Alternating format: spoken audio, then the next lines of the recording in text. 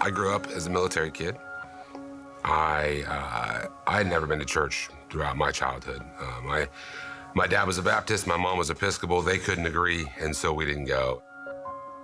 I remember one Bible in our house, and as a kid, again, as a military kid, every 3 years we'd pack up and move, and so we'd pull the Bible out of the coffee table, we'd dust it off, and we'd put it in the box, and then we'd get to the next place, and we'd just put it back. And so I really had no framework for faith aside from atheism. I would argue with anybody I knew through high school about faith.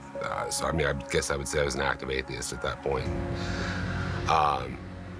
Before Jesus, I was probably the biggest hypocrite I know. I was a chronic liar. I would lie about anything to anybody, and I was the best I knew. And it's up until you get caught. I was exposed to faith during my first marriage, and it wasn't a loving Jesus. It was very much a condemning Jesus, and so my framework for God was all wrong, and all throughout that time, and then even going into after I was baptized, like I felt like I was starting to understand who Jesus was, and I believed in Jesus, but I've come to find out that it's not the same as following Jesus. So I got hit pretty suddenly with a divorce that I wasn't looking at, and I thought I was living right at the time. I probably wasn't at that time too, but it really kind of drove me down some really dark roads and a lot of depression. After that, I remarried my wife, Lisa, and I had the opportunity to adopt her children and grow my family. And, so we have other children living with us. We're a blended family. It's already hard enough.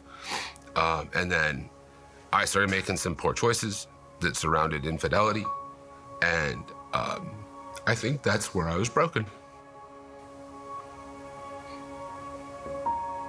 I think that's what did it.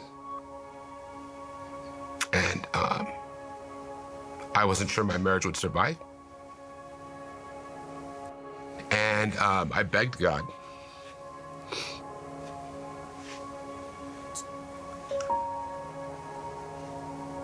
To fix my marriage, to teach me how to love my wife, to be a better husband, and just to change my heart and give me a heart for people.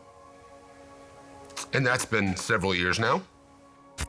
Our family overall is flourishing. Our marriage is in the best spot it's been in years. And I feel like God has done everything I've asked. I just want to serve. I just want to chase Jesus. If he never does another thing for me.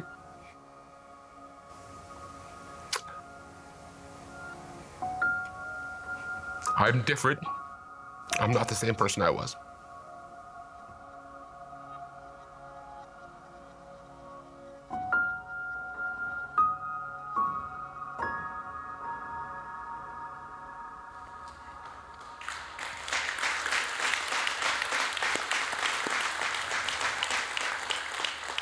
Amen.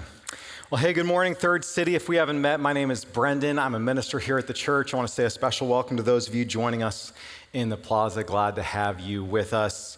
We are in the middle of a series called It's a Wonderful Life. And throughout this series, we've been hearing stories of people who found this thing called a wonderful life. Stories like Lisa's, stories like Kristen's, and this week we got to hear Josh's story. And what a story, am I right? It's like, how am I supposed to preach a sermon coming out of that?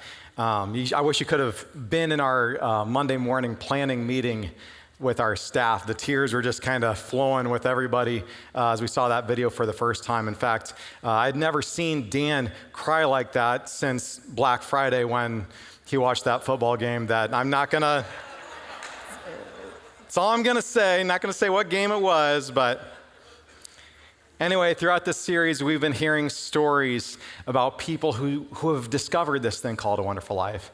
And not just that, but we're also exploring what it looks like for us to find it ourselves through the gifts that God gives us. 2 weeks ago, I talked about the gift of good news, how the good news that a king has been born that's going to change the world, how that changes everything, including our lives as well.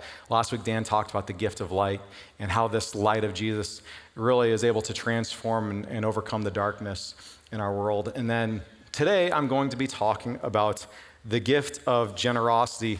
And to be honest with you, when I first saw that title on our preaching calendar, I thought, how am I going to preach this message? Because generosity isn't something we tend to think about as a gift. I mean, for one, just at the basic semantic level of the word, when you think about what the word generosity means, it's a word that refers to the giving of gifts. To be a generous person is to be someone who gives gifts. But here what we're saying is that generosity itself is a gift. And if you think about that enough, it's going to give you a headache. But don't do that, because that's not the real issue I had. The real issue as I saw it is that unlike any of the other gifts we're going to be talking about in this series, generosity isn't something that we instinctively want. Generosity isn't something that by nature we want to have. Last week, we started decorating the Lang household for Christmas.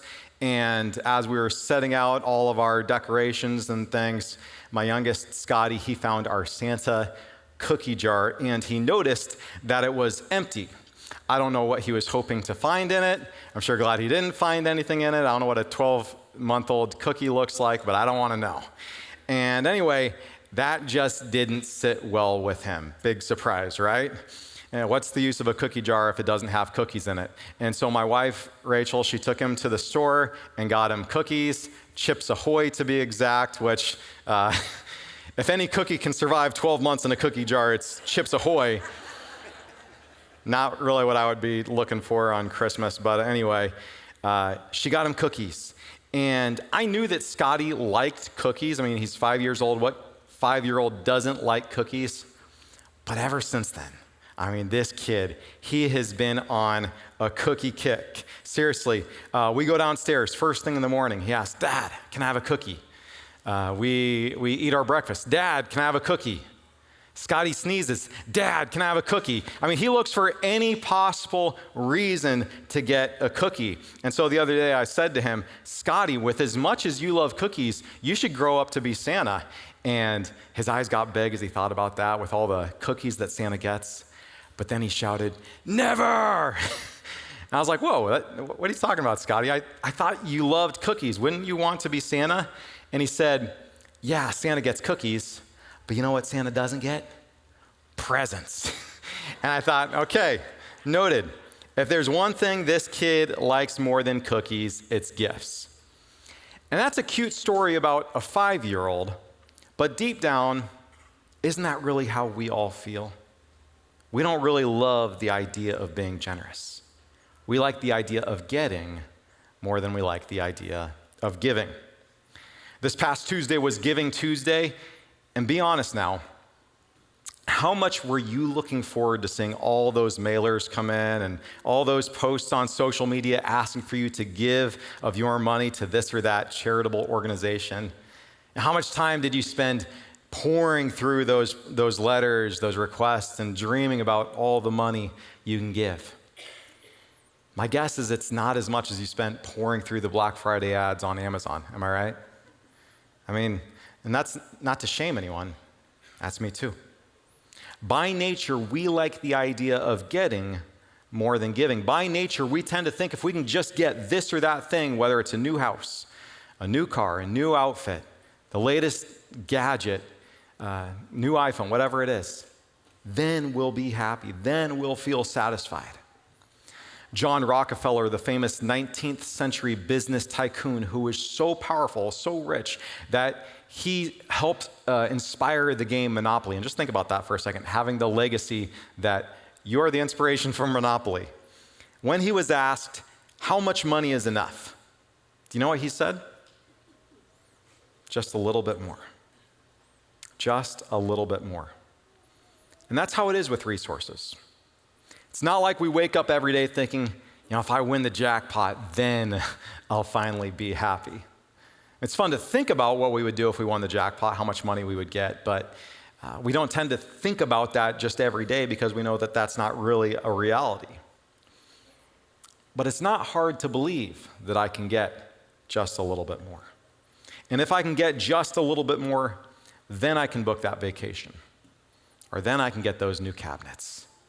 Or then I can buy those new golf clubs. And then I'll have the wonderful life. But is getting just a little bit more really ever enough? Does getting just a little bit more ever really satisfy? If you have a Bible with you, I invite you to turn with me to Acts chapter 20, verse 35. Acts chapter 20, verse 35. And if you don't, that's okay, no big deal. We'll have all the words on the screen, and you can find them and all the notes actually on our Church Center app. The verse we're going to focus on today is short and simple, and my guess is for some of you, it's going to be familiar.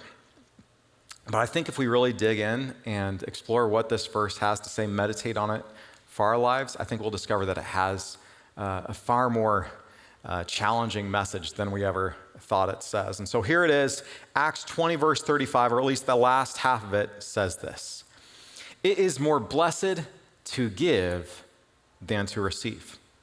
I'm going to read it again. It says, "It is more blessed to give than to receive." Now, is this familiar to you? Have you heard this before or something like it before? My guess is even if you didn't grow up in church, you've probably heard something like this before. It's a proverb. It's wise advice that you might hear people say in our culture today. It's probably not something you really see people live out in our culture today, but it's something we kind of know. And yet there's more going on here than meets the eye. And so let's note a few things about this saying. First off, this is a saying of Jesus. This line that you may have heard people repeat from time to time, it's actually a saying that goes all the way back to Jesus. Now, when we read it here in Acts 20:35, it's not Jesus actually talking, it's the Apostle Paul. He's quoting Jesus as part of a speech. Here's the wider context so you can get a sense of what I mean.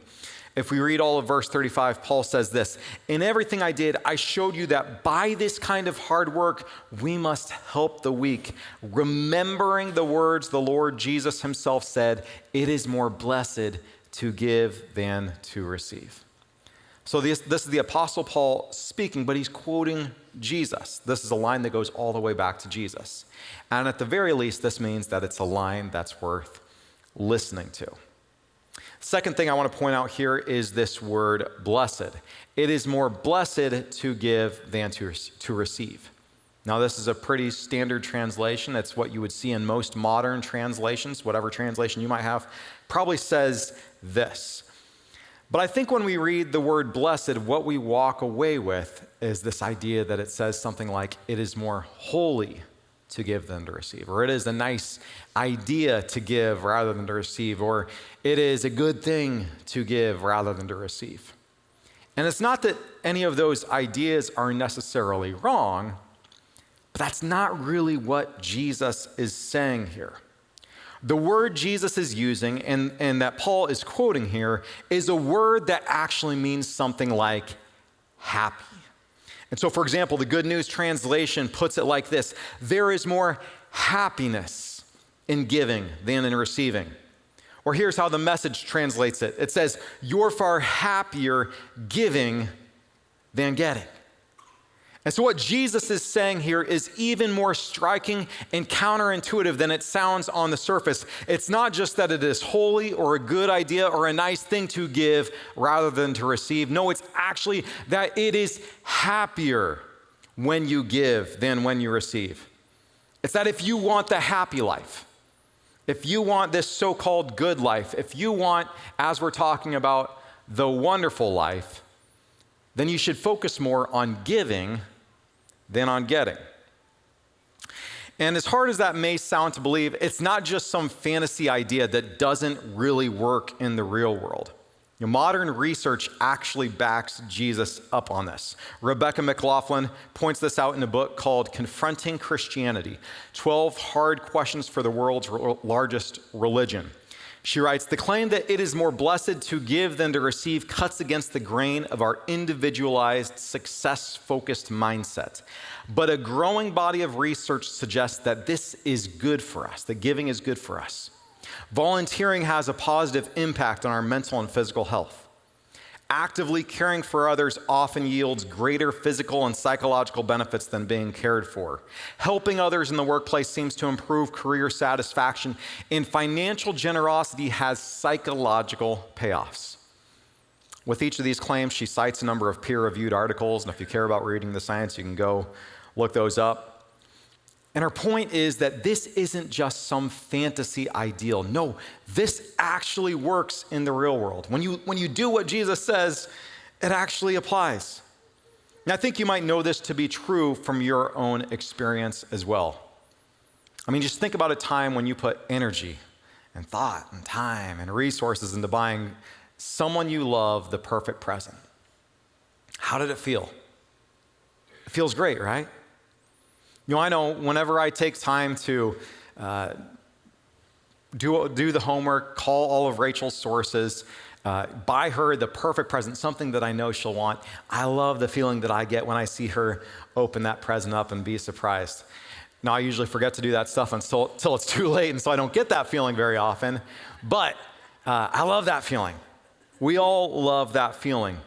And so if experience suggests that this saying is true, and if science verifies that it's true, and most importantly, if Jesus says this is how the world he designed really operates, then why is it so hard for us to still be generous? Why is our default mode being so stingy? Well, there are probably a variety of reasons. For one, it could be a security issue. You haven't had all your needs met. And so the idea of being generous, extravagantly generous, as Jesus often talks about, triggers a fear in you.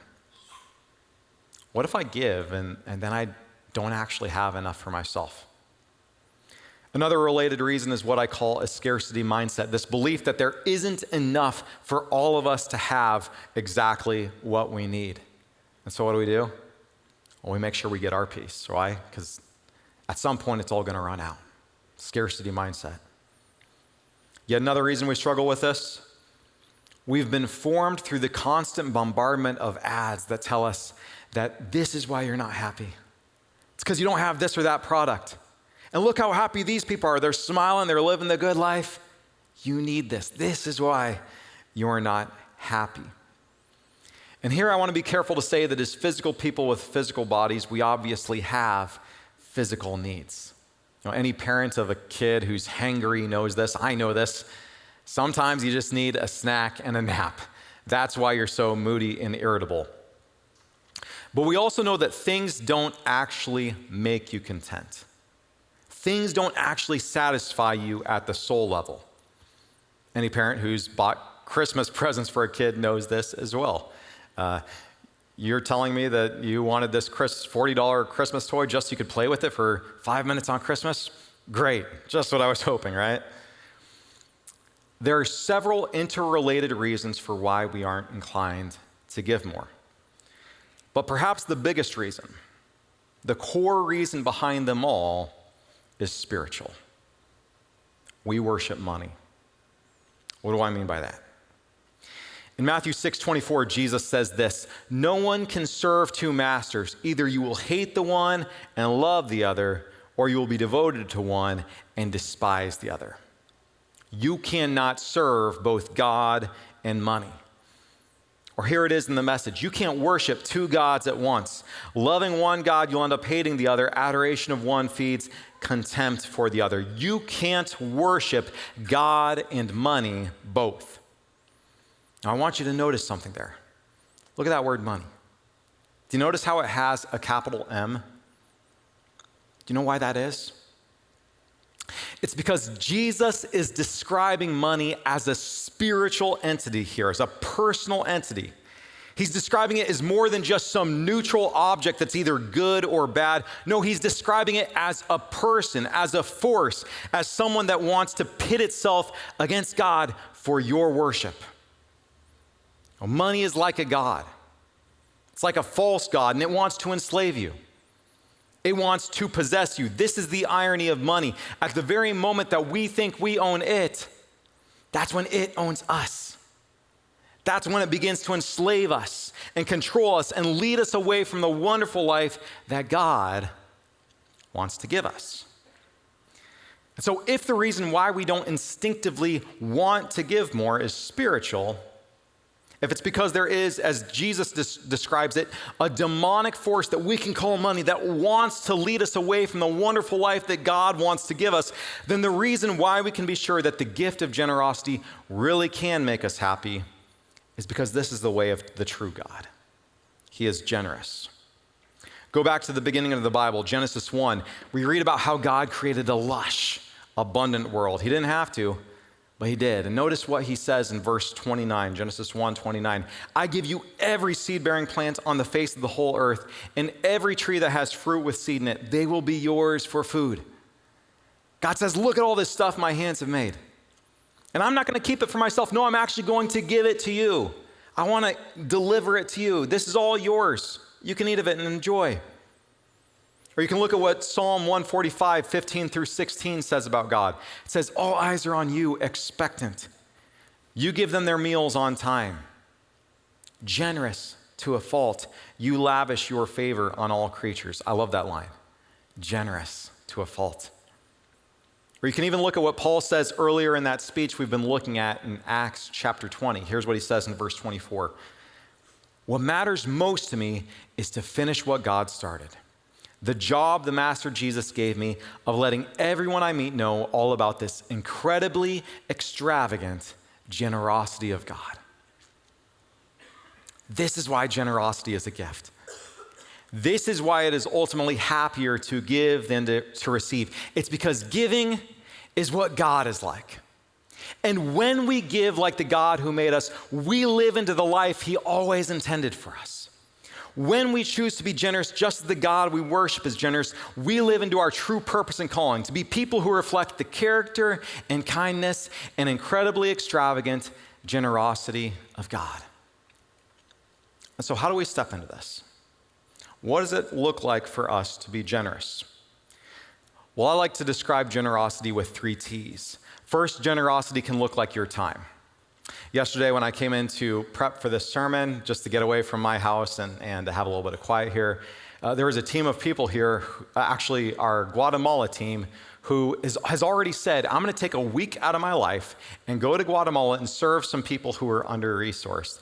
And they were here on a Saturday morning, just kind of team building and painting our walls, making them look fresh, making everything look a little bit cleaner and better as we head into the Christmas season. And this is what generosity sometimes looks like. It says, I'm going to take some time out of my busy schedule to make time for you. Generosity can also look like you giving of your talents. At our previous church, we had this cars ministry, which I really loved. It was a ministry where there's a bunch of guys and gals who were mechanics or just liked to work with their hands. And what they did is we had a garage at the church, and they would come in a few hours a week, maybe a day a week, and they would just fix up cars for single moms in our community. It was a way to show love on some moms who could just use a hand. And it was just them giving of their talents. And I wonder if you have a talent or a gift. And it doesn't have to be anything radical. It could be as simple as fixing cars. Or you can say, I'm gonna use this and give this to bless someone else who's in need. That's what generosity sometimes looks like. And then third, generosity can look like you giving of your treasures.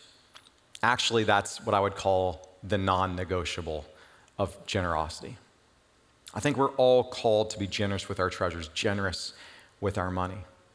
It doesn't matter how much or little you have. Sometimes in the Bible, it's actually those who have the least of resources, who give the smallest of gifts, that God honors the most.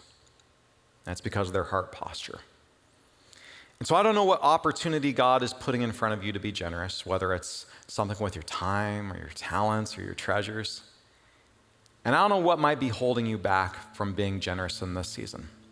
What might be making you feel like you got to cling tight to the things you possess, or at least the things you think you possess, because really,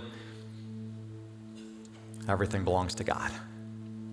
All of it's come from him. But I can tell you that generosity isn't just some nice idea. It isn't just something nice people do. Generosity is something that Jesus followers do. And we do it in the belief that what Jesus says is really true. That his way of life, as counterintuitive and upside down as it may seem, really is the wonderful life. And I can tell you this too. God has been generous to a fault. I know this from my own life as well.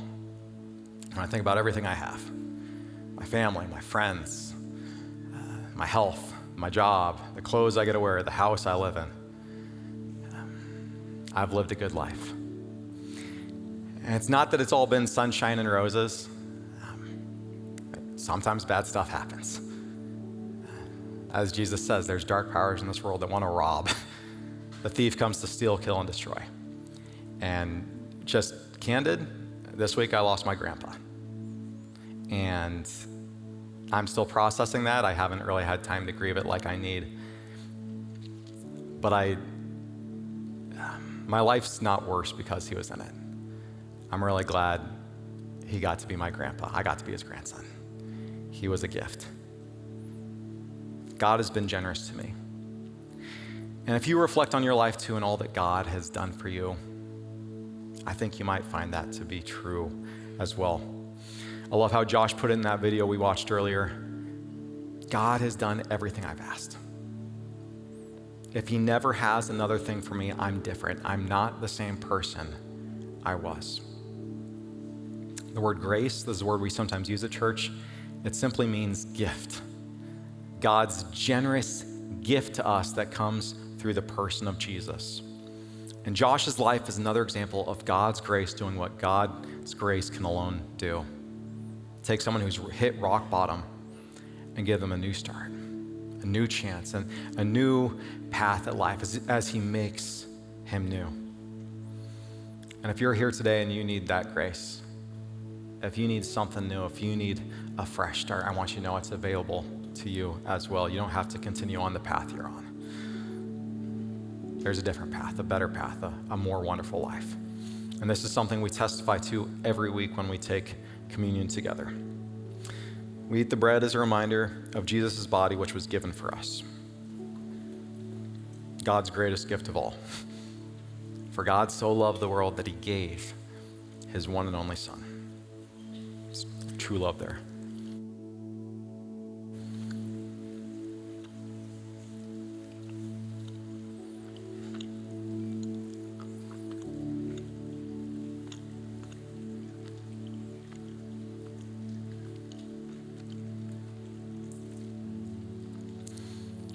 And we drink the cup as a reminder of Jesus' blood poured out for us.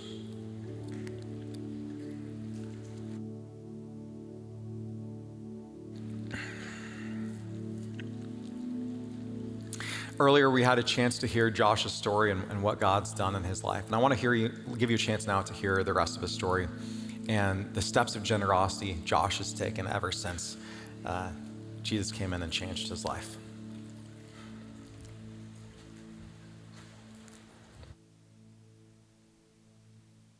Yeah, I think that the way God's love in my life has changed, like my value for generosity, right, is I feel like time. I always, I'd probably never have time to give. I'm always busy, but, again, having the opportunity to serve at church, like I just want to help, whether it's here, whether it's in the community, it's my kids. We all have some selfishness in us, but again, I'm not the same person I was. Like, if I can help you, I will help you. And I feel like that's not who I was. That is what God did that. What would I say to somebody who's on the fence? I heard this once, that the devil owns the fence too. So get off the fence. Like if you think there's anything to this Jesus thing, then just come, right? Just come. Don't wait. It's not worth it. Just come.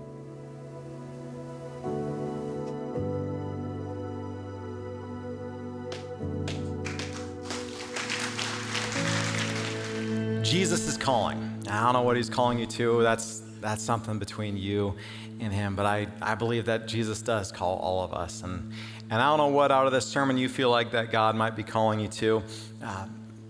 Maybe your first step is a step of generosity. Just a baby step, a simple step. And if you're looking for one idea for how to step into this, try this. Do a spontaneous act of giving. What I mean by that is ask about a number, pray about a number. Pray, God, with this little gift that you've put in my mind, would you help me see who I can bless with this? Could be $5, could be a lot more, but what would it look like if you just went and blessed someone with this little gift this week and just see what happens? You know, I am sure that it'd open your eyes to people in the world around you, people you may have not seen before. And I just wonder, what would it do in your own heart and the lives of these people if you were to just spontaneous bless them? Another step you might take, it might just be to begin a journey of learning about generosity.